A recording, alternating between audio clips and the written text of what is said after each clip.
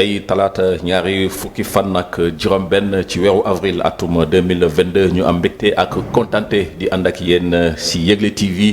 ci li nga xamante ne moom moo di sunu xibaaru commenté yi ma am mbégte ak contentement di ànd ak samay naataango ama droite ma ànd ak Fatoumata Ba Fatoumata nuyu naa la. nuyu naa la Timéra di nuyu suñu téléspectateurs yi di leen wax dal leen jàmm fii ci Yegle TV di nuyu tamit Babacar Sané à ma droite à ma gauche moom it ma koy dalal ci li nga xamante ne moom moo di suñu xibaar yu commenté fii ci Yegle TV Babacar salaamaaleykum. waaleykum salaam Timéra. voilà donc li nga xamante ne moom moo di xibaaru commenté yi dañ koy door ak syndicalistes yi nga xamante ne bi dañoo fësal rek lii di ab mouvement de grève ci diirub ñaari fan dale ko ni ki tey àllarba talaata ba àllarba ci li nga xamante ne bi moom moo jëm ci wàllu service minimum te ñu gis na rek seen mouvement bi mënees nañ ko dakkal la ndax kii di jawriñ bi gàlloo wàllu wërgu-yaram ak action sociale di Abdoulaye Diouf Sarr moom xaatim na ni ki démb ab protocole bi nga xamante ne rek day tax ba syndicaliste yooyu rawatina ñi nga xamante ne ñoom ñoo nekk ci wàllu wërgu-yaram bi ñu nekk ci benn kuréel bi nga xamante ne moom la ñuy woowee ànd gësëm ngir ñu dakkal la nga xamante ne moom moo di grève boobule ndax signature boobu ak résultat bi nga xamante ne moom moo tukkee ci waxtaan bi doxoon diggante ministère bi ak partenaires sociaux yi bu ñu sukkandikoo ci jawriñ bi di Abdoulaye Diouf Sarr dafay rek indi li nga xamante ne moom moo di ab woote bu bàyyeekoo ci syndicat yi ngir rek dakkal li nga xamante ne moom moo di mouvement de grève boobule tey bu ñu amee donc li ñuy wax ci li nga xamante ne moom moo di banque loxo bi nga xamante ne nemmeeku nañ ko tey ak suba ci wàllu wërgu-yaram bi fan mata ana donc lañu la ban jàngat donc lañ ci def. waaw ban jàngat nañ ci def li ma waxoon semaine passée rek mooy lii di système santé bi dafa am góom boo xamante ne dafa xóot voilà donc nag comme que ministre bi nga xamante moo gàllu wér-gu-yaram moom signé na benn protocole ñu yaakaar ne affaire bi dina restituer waat ñu dellu ci seen liggéey ñu bañ a banque loxo yi ndax instant yi tey suba ñu nee nañ strict minimum rek la ñuy def maanaam li mëntam ñàkk la ñuy def ndax ñoo ngi ci mouvement de grève ñuy wax nag de grâce protocole yooyu ñuy signé ak accord yooyu ñuy signé ñu mun koo respecté ndax wér-gi-yaram du xaar nit day feebar chaque jour. voilà Babacar lii di secteur donc santé bi gis nañu ne seen mouvement bëri na donc kon tey mun nañ jàpp ne mouvement ci boppam wàllu wér-gu-yaram si boppam moo am problème donc de santé quoi. waaw gannaaw bu ma la nuyee monsieur Timéra di nuyu kii di Fatoumata Ba di nuyu encore téléspectateurs yi ñuy seetaan ci Yegle TV laataa may ñëw ci sa question bon comme ni nga ko waxee tey santé nekk na secteur boo xamante ne dafa feebar santé ci boppam Sénégal moo feebar te lu ko waral mooy syndicat yi ñu fay yëngu mooy ay blouse blanche yu ñu duppee blouse blanche ñoo jóg di wéyal yi di mouvement de grève te ñoom laataa ñuy egsi sax jotu nañu def ay plateforme revendicative jot nañu ki alerter mais lu ñu gënoon ràññeeku wala lu ñu gën a ñaawlu sax mooy ñoom autorités yi dañoo def comme français lu ñuy wax la sourde oreille mel ni déggluñu woon syndicat lu ñu doon ñaxtu mel ni déggluñu kii jëluñu woon en compte lii di plateforme revendicative mu nekk loo xamante lu ñu ñaawlu la tey monsieur Timéra Sénégal autorité ñu ñuy def benn kii slogan ñu naan Sénégal émergent waaw tey léegi bu ñu naree nekk ci Sénégal émergent boobu tey et autorité jëluñu en compte secteur santé donc mun nañu wax ni tey affaire bi des na waaw te ministre lu mu waroon def lu mu jëkkoon def affaire bi daa xam ne xaw na yeex tuuti ci sama gis-gis parce que tey su syndicat bu ñu déposer une plateforme revendicative ci seen table je pense qu'en tant que ministre moom dafa waroon jël les devants bul xaar bi affaire bi daal di empirer wu tey boo xoolee tey bés bu sa yàlla sax nit ñi dañuy jóg nit ñi dañuy feebar feebar moom du tàggoo ko c'est feebar comme dee ñoo yem mun na ñëw saa su ne mun na ñëw fu ne ñoon tey képp koo xamante ne da nga feebar sa xalaat sa xel fu muy jëm mooy nga dem seet si kii di docteur nga dem si hôpital ñu lay seetu te ñoom blouse blanche yi bu ñu demee jël ndogal boo xamante ne ñoom fas yéene banque seen loxo tiitange la ay tiitange lay jur ci Sénégal te secteur Sénégal tey autorité yi dañ ko waroon xoolaat bu baax a baax a baax. voilà jërëjëf Babacar may xamal ne rek li nga xamante ne moom moo di grève bi nga xamante ne moom moo ñeel secteur santé bi te ñu fas yéene ko amal ci diiru ñaari fan dalee ko niki tey mardi ak mercredi muy 48 heures ci loolu nag sunuy naataango yi donc wàcc nañu ki nga xamante ne moom moo di Basine ci micro bi ak Pape Diène donc dem nañu fi nga xamante ne moom moo di centre donc de santé modulaire bu Mamadou Diop fii ci Liberté 6 ngir taataan li nga xamante ne moom moo jot xew foofu la ci grève boobule. man daal hôpital Mamadou Diop la ñëwoon maa ngi dem analyse deret léegi mu ñëw neen dañoo grève kaa wante ma ni doom jàppale leen nit yi rek malade yi mu ne kon maam dem leen jënd ticket ñu dugg ñu jënd ticket ñun ñuy def analyse ak xale yu ndaw yi faj nañ leen foofu laa leen bàyyi nag mu ne boo 1 heure jotee nga ñëw jël sa résultat. léegi nag 1 heure jot na mu ñëw jël sama résultat mu ngi nii waaw mu ñëw nag jël sama résultat sama kayit mu ngi nii macha allah tey si suba tey sax jënd ticket bi ñu defal mu test bi ñu jox ma 1 heure rendez-vous kii bi kayit bi wallaahi jot naa si mu ngi nii wallaahi merci waaw kay merci doom wallaahi man de gam macha allah faj naa ay yeneen xaw ma nag ak yeneen seen gërëw lu mu mel ka wante man maa ngi nii kayit bi rek daa soxloon fajuma fi ka wante macha allah defar nañ ma sama kayit defal nañ ma analyse testé nañ ma jox nañ ma yëpp. grève bi de grève yurmende la fii kam grève yurmende la ndax faj yi yu ngeen mettile yëpp ñu ngi leen faj xale yu ndaw yi ñu ngi leen faj waaw loolu laal daa ki gisee. nguur gi dal na jàpp fekkee man xam nga lu ma xamul lu ñu def si affaire bi lu leen metti laa xamul ka wante lu ñu jéem rek amee dawlal yurmende ndax malaat moom docteur mooy garabam dawlal yurmende si malaat yi nguur gi nag seet lu ñu def fekkee ñoom ñoo am toor ñu seet nguur gi kat boo amee toor ñu defar te ñu defar suñu réew mu neex waaw loolu rek la ñu bëgg waaw. bu ñu fa jógee nag dañuy àddu ci wàllu politique wax ci kii di Adama Faye moom ñu gis ne rek dafa fas yéene def barrage coalition bi nekk ci nguur gi ci diwaanu Grand Yoff fépp ci réew mi rawatina coalition bi nga xamante ne moom la ñu duppee Benno Bokk Yaakaar ci loolu nag bu ñu sukkandikoo ci yéenekaay bi di Les Échos di xamal ne rek lii di élection législative yi ñu dëgmal fanweeri fan ak benn ci weeru juillet gi di ñëw kii di. Goro président de la République moom dafay bokk ci jongante boobule te mouvement bi nga xamante ne moom la taxawal ci wàccaayu élection yi nga xamante ne bi amal nañ ko woon ci élection territoriale yi maanaam ci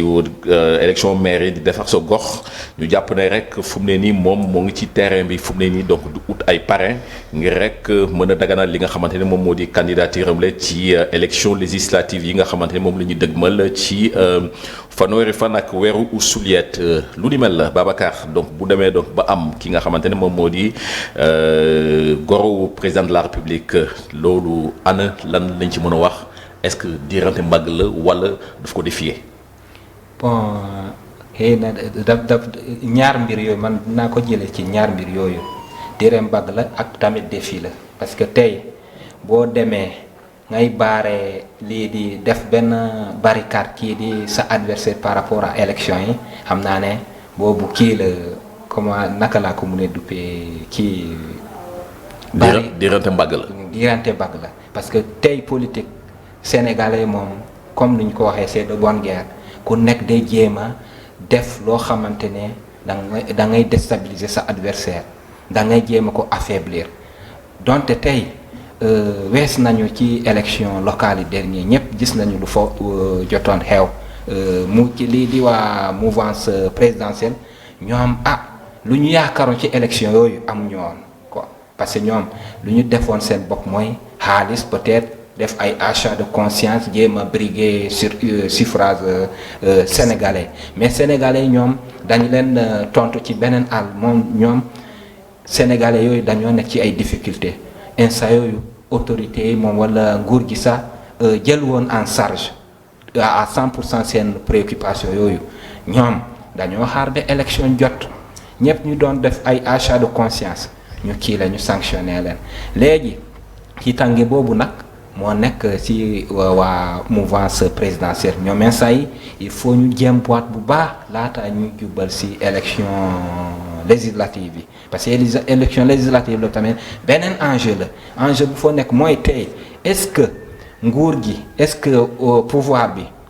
dinañ nangu ki cohabitation donte ay fan yu weesu dégg nañu ki en Gambie Adama Barrow dañ ko imposer cohabitation te loolu rare kii nekk na phénomène boo xamante ne bu rare la fii ci Sénégal voilà est-ce que bi yoon l'histoire la page de l'histoire va s'écrire pour la première fois loolu la ñuy xaarandi di kii waaw mais concernant affaire ay kii gox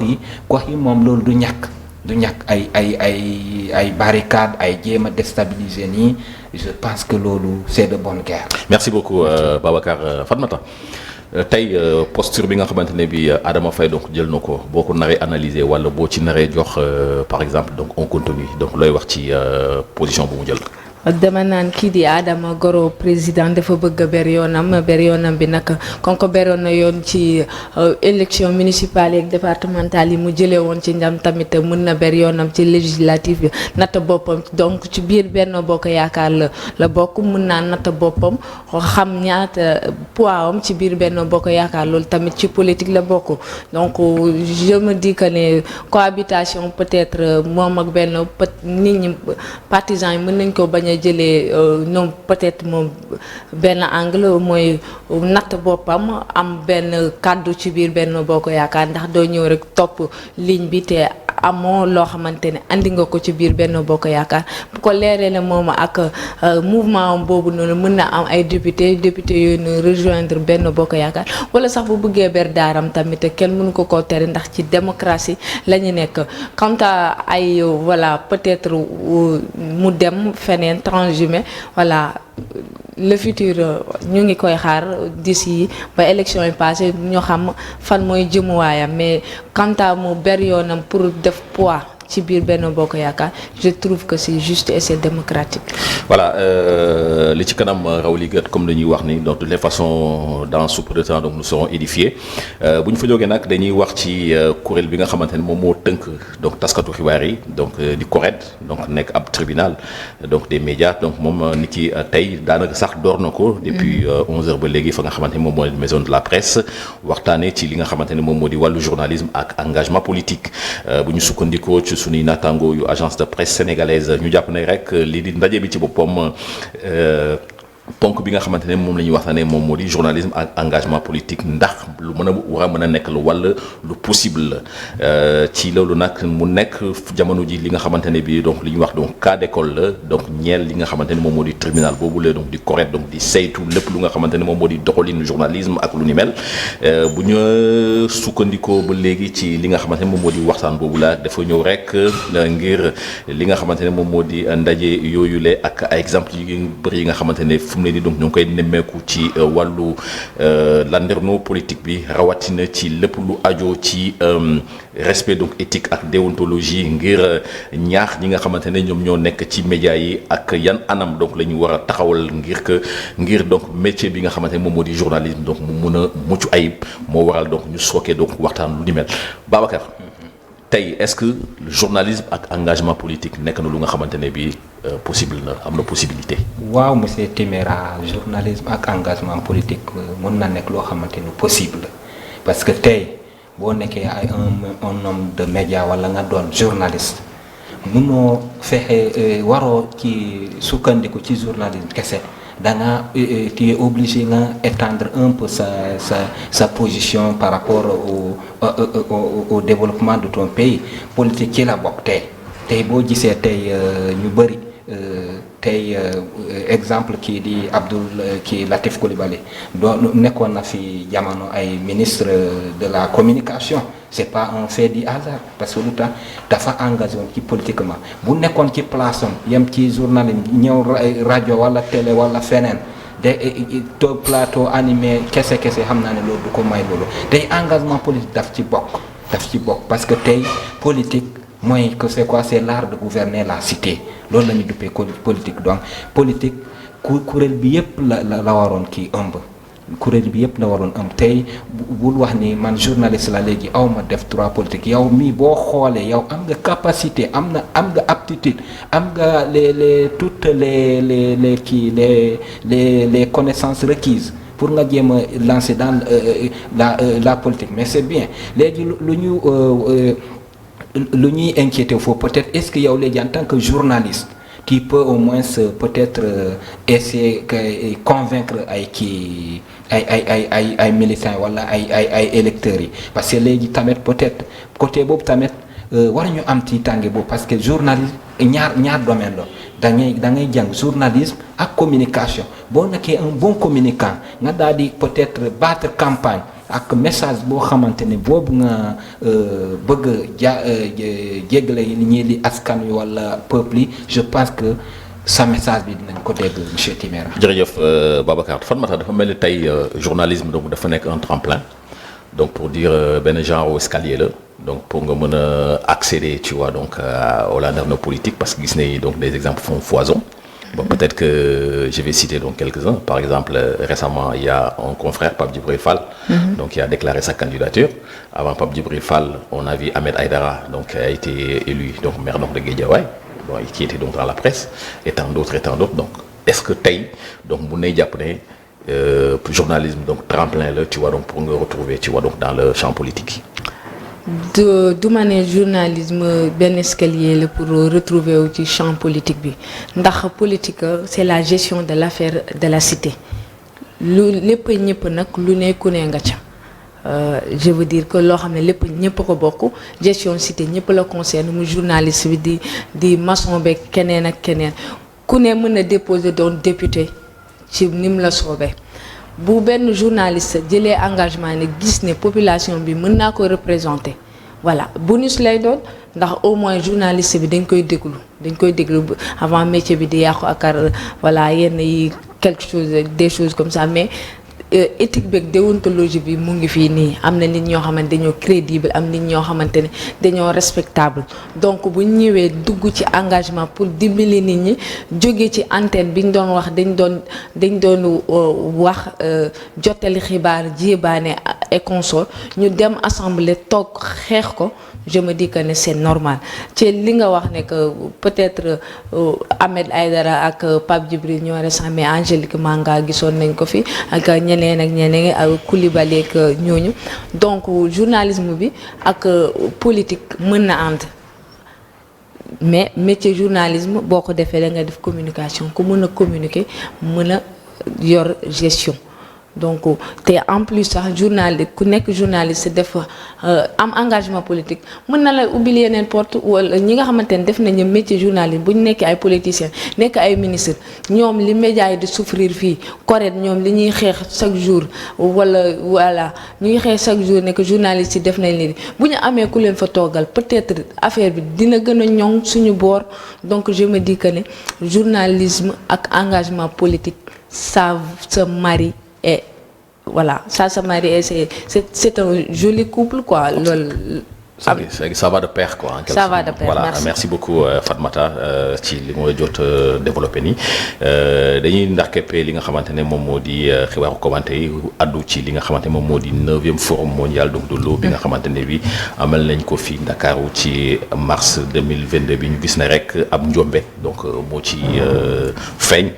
njombe bi nag du lenn lu dul benn marché de gré à gré bu toll ci juróom téeméeri millions ci sunu koppar aju ci ay affaire location donc de voiture ci participants yi nga xamante ne bi teewoon nañ ci ndaje boobule bu ñu sukkandikoo ci sunuy naataango donc di les échos ñi nga xamante ne ñoom ñoo organisateurs yi dañoo def lu tubaab lu duppee entente directe ak yenn sociétés yi lu toll ci téeméer ak fanweer ak benn million ci sunu koppar société bi di Africa Tour lu ëpp téeméeri millions ak ñaar fukk ak ñeenti millions ci sunu koppar donc ñu jagleel ko Sénécartour lu toll ci ñaari téeméeri millions ak fanweer ak juróomi millions de francs CFA Hertz ñu gis ne donc marché donc de gré à gré boobu lii di direction centrale donc des marchés donc moo dàq li nga xamante ne moom moo di boobule marché ndax gis na ne am na absence donc de situation ak résultat bi nga xamante ne bi circonstance la bi nga xamante ne bi sóoraale wuñu ko comme di ko article 762 du code des marchés publics daganal kon mën nañ jàpp ne lii di forum mondial donc de l'eau bi donc bu mu paree ba pare donc kon scandale am na. waaw monsieur Timéra scandale am na laata loolu sa avant forum bi sa division ñoo fi amoon diggante kii di nouveau maire bu Dakar ak nguur gi parce que moom de invité wuñu ko woon dañ ko def comme invité moom dafa jàppoon ni dañ ko waroon boole si yëf yi warul nekk un simple invité moom mu daal di organiser benn contre forum mu daal di choisir thème am ñi tamit daal di choisir thème am foofu de ñu ñëw ci forum bi sax si boppam donte après forum bi am nañu fi ay kii yu bëri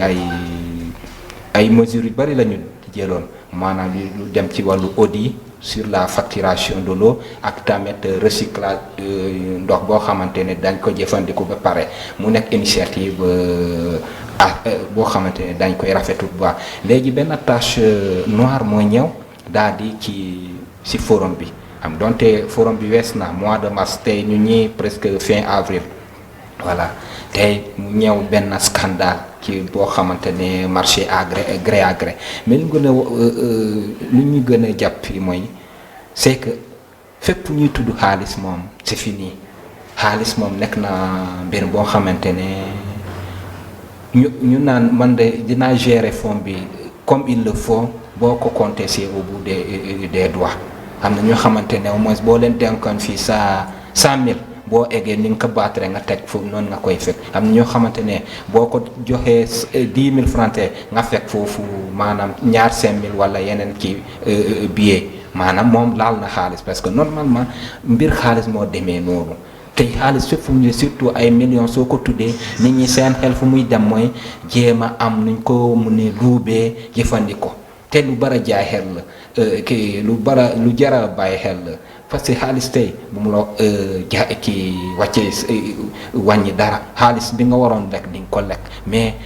il faut nga def ko selon les règles de l'art gis nga te scandale bi moom moo ñëw def benn tache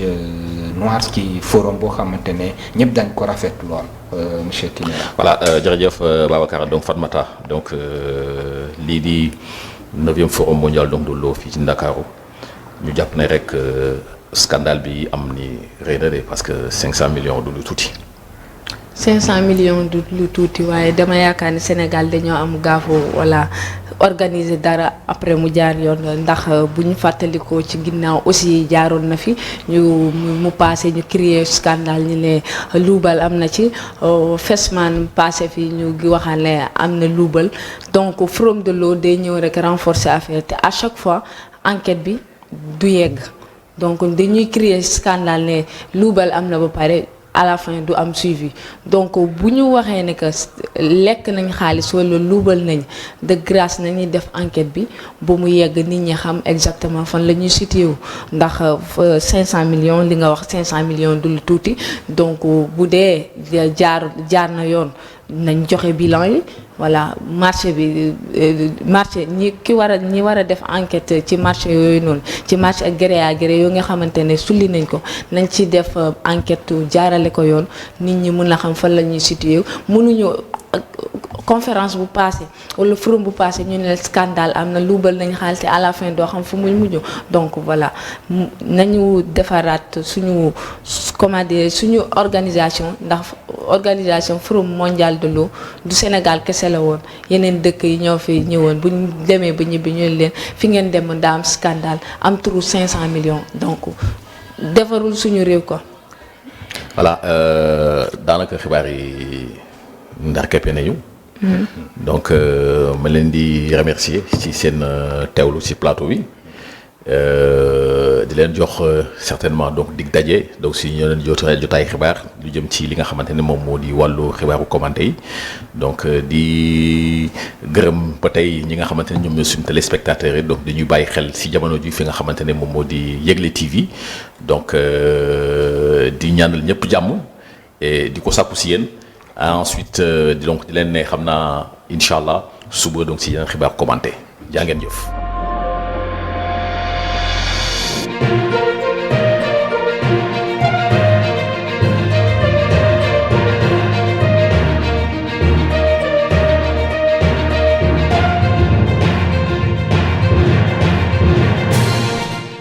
Merci de nous rester fidèles et bienvenue à l'actualité nationale. Nous ouvrons ces tours d'horizon de l'actualité avec les syndicalistes qui avaient annoncé un nouveau mouvement d'humeur de 48 heures ce mardi et mercredi avec respect des services minimums vont devoir mettre fin à leur grève. En effet, le ministre de la Santé et de l'Action sociale, Abdoulaye Diouf Sarr, a signé ce lundi un protocole d'accord avec l'Alliance des syndicats de la santé And Gueusseum. Cette signature est le résultat d'un dialogue de groupement avec les partenaires sociaux, a dit le ministre Abdoulaye Diouf Sarr. Il a profité de la rencontre pour inviter les syndicats à cesser leur mouvement de grève. Pour plus de détails, nous y reviendrons un peu plus tard avec nos reporters sur le terrain, à savoir Pape Diène aux caméras et Bassine Lo au micro. Adama Faye va devoir faire barrage à la coalition au pouvoir au niveau de Grand Yoff et partout dans le pays. En effet, indiquent les Échos, dans le cadre des élections législatives du 31 juillet prochain, le beau-frère du président de la République sera de la course mais avec son mouvement, celui-là même qu'il avait mis en place à la veille des élections territoriales des Farsogor. Actuellement, il est en train de chercher des parrains et au regard de son entregent, c'est sûr que ça ne posera pas de problème. Et pendant ce temps, le Conseil pour l'observation des règles d'éthique et de déontologie correcte dans les médias va plancher à partir de 11h à la Maison de la Presse sur le journalisme et l'engagement politique, a appris nos confrères de l'agence presse sénégalaise. La rencontre dont le thème est journalisme et engagement politique est-ce possible entre dans le cadre des cas d'école du CORED, précise la source. Il souligne que l'objectif vise à travers ces rencontres périodiques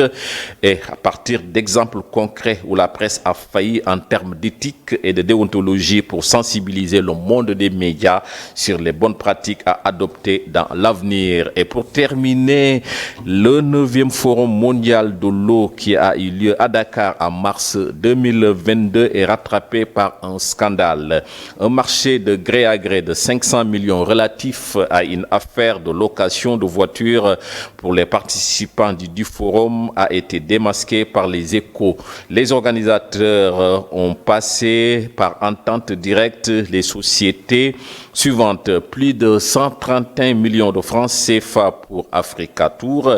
plus de 124 millions de francs CFA pour Sénécartour et plus de 235 millions de francs CFA pour Hertz. Le marché de gré à gré a été rejeté par la Direction centrale des marchés publics au motif de l'absence d'une situation de résultat d'une circonstance imprévisible comme indiqué à l'article 762 du Code des marchés publics. Ça n'est tout pour l'actualité nationale. Merci de nous avoir suivis. D'autres informations sur votre antenne Yegle TV. D'ici là, passez d'excellents moments en compagnie de nos programmes.